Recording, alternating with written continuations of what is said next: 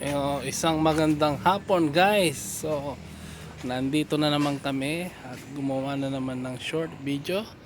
Kasama ko yung aking anak dyan, ang aking buting asawa, and then ang aking mother dear. So salamat sa panonood. Enjoy the video and thank you for your support. God bless.